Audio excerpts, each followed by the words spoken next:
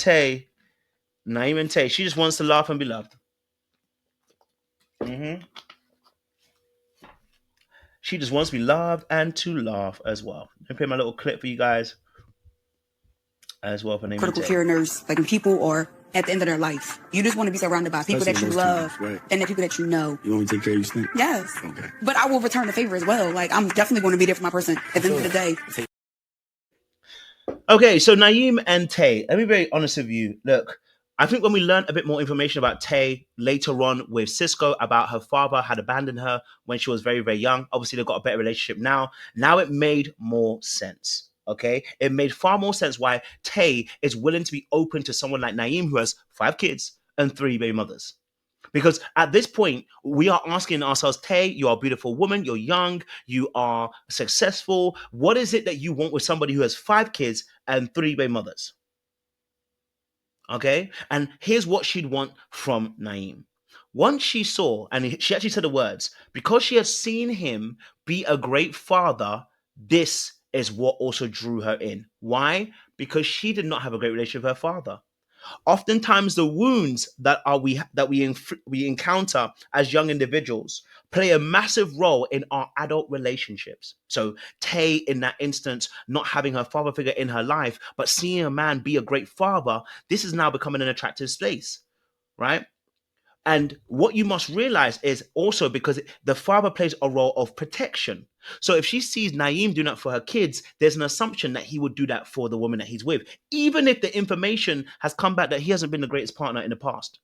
Because what she's looking from is the lens of her wound into the situation, rather than looking at it from an objective point of view. Now, it's very hard to do that because, first and foremost, if you're carrying a wound, you can't just get rid of the wound. And so this is why at this particular point, I can see why, number one, she might be drawn to Naeem. But there's another thing in here, number two, and I really want to go deeper into this aspect. I know a lot of people are saying Naeem's got game. He has got some game, but we have to keep it all the way 100.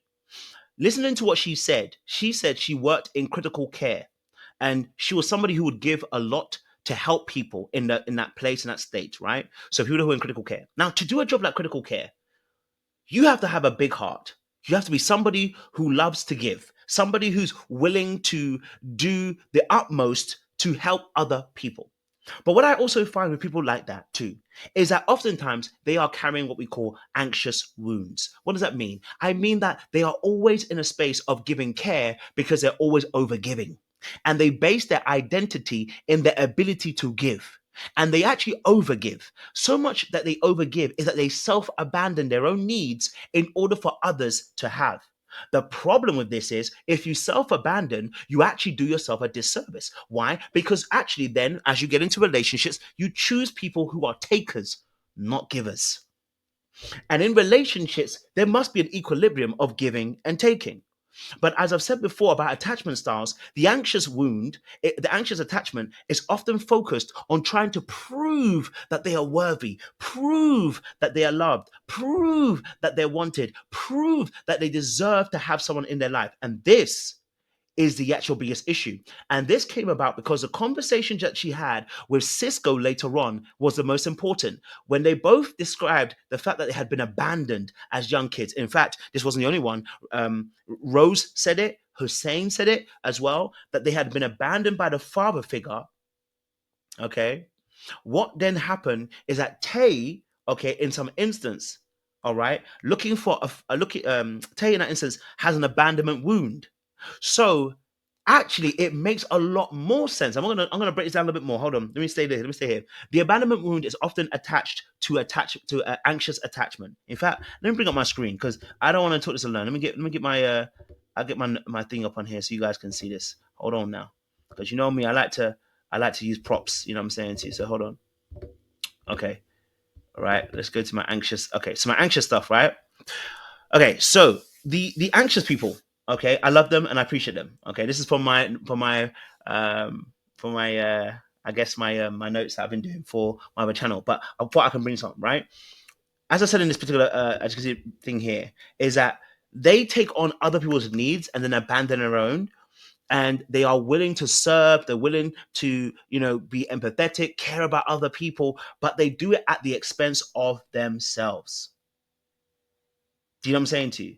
Right? They do it at the expense of themselves. And this is actually the biggest issue. Because I think that Tay is one of those people that she abandons herself to accommodate other people. She's doing it with Cisco, right? The same thing is happening with Cisco. And so, unfortunately, what we need to actually understand is that Tay isn't operating from a healthy space. She's actually operating from the wounds that she's carrying. That is why people like Cisco and that is why people like Naeem are getting the benefit of the doubt. And so now, with Naeem,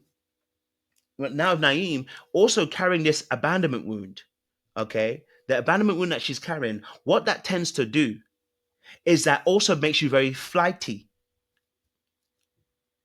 right? As she said to Cisco, she says, if she sees that you're off, she's out. That's when I realized, oh, so she's not anxious.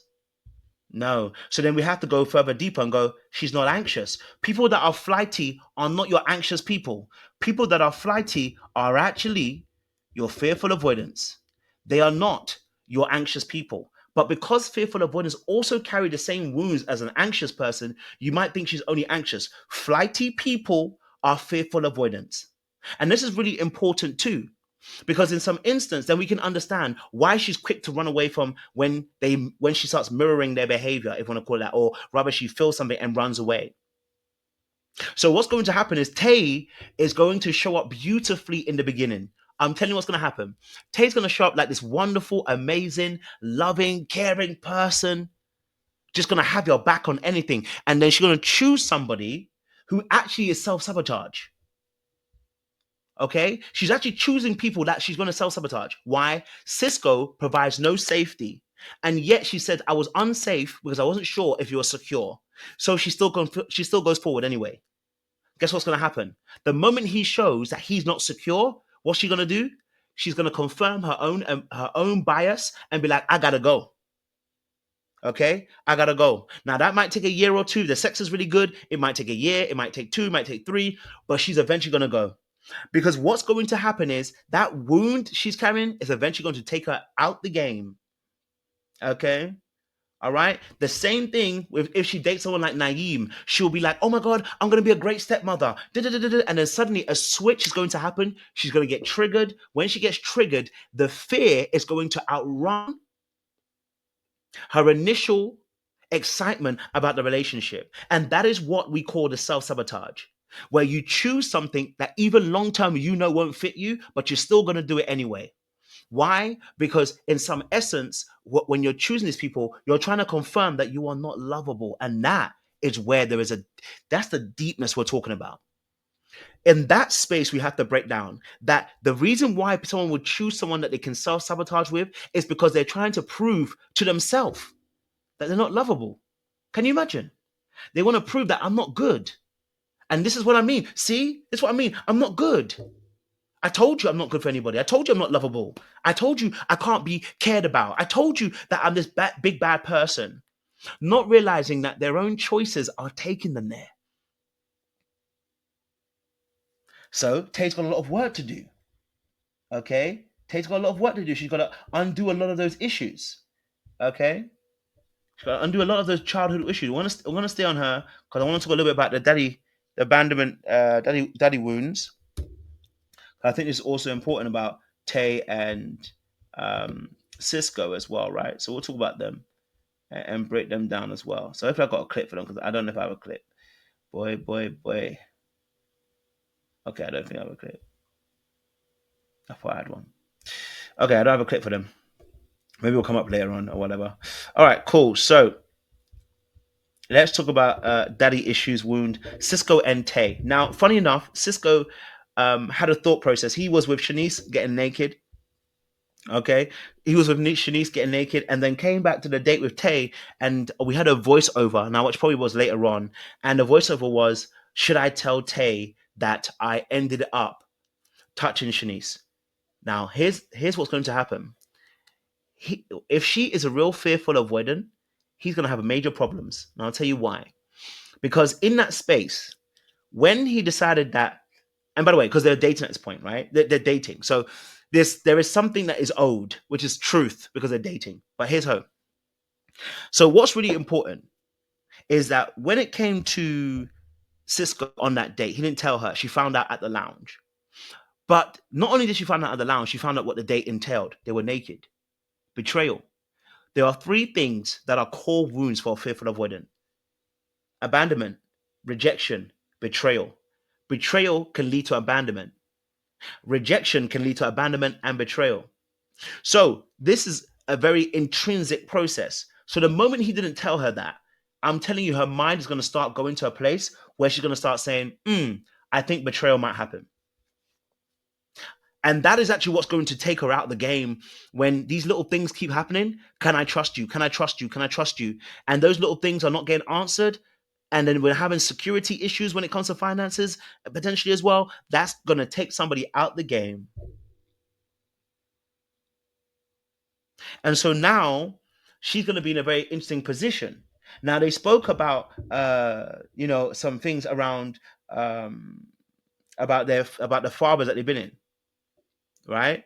They spoke about the fathers of that Tay spoke about. Her father had abandoned her at 2 years old or whatever. They've reconnected. He spoke about only seeing his father twice.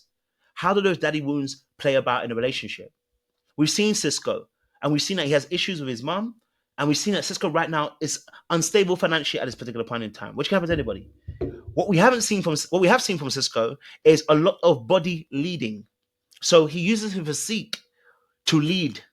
So actually, although he shared quite some intimate thoughts with Tay and shared it with Naeem, how vulnerable can he actually be?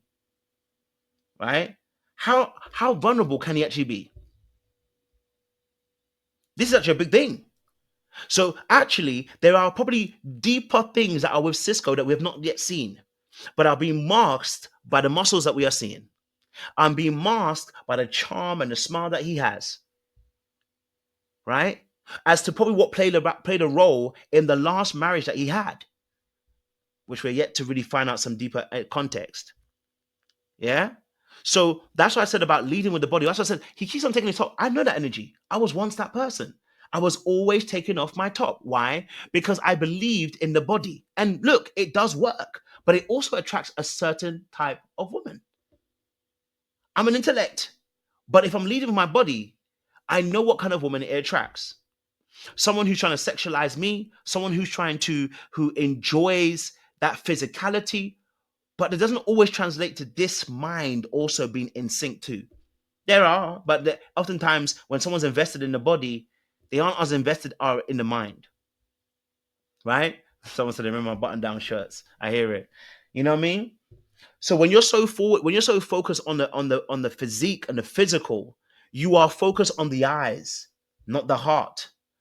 And so there's a level of comfort for Cisco in the very beginning of a relationship because the desire of that person is meeting the validation. For him, the wound that he might be carrying, the woman showing desire and wanting for him will be absolutely beautiful. They were like, oh, I love the fact that she wants me and she's after me. But when that dies, what I mean by that is when the thing is no longer shiny, when it's no longer impressive, when it's no longer this new shiny toy, and the person now wants to go a little bit deeper, can Cisco go with you? Can Cisco go down with you? Can Cisco go further and deeper with you?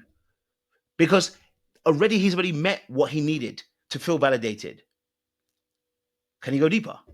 Can he go beyond you just wanting him for the muscles? Can he go to a place where there's a more deeper intellect and conversation, a more deeper thought process?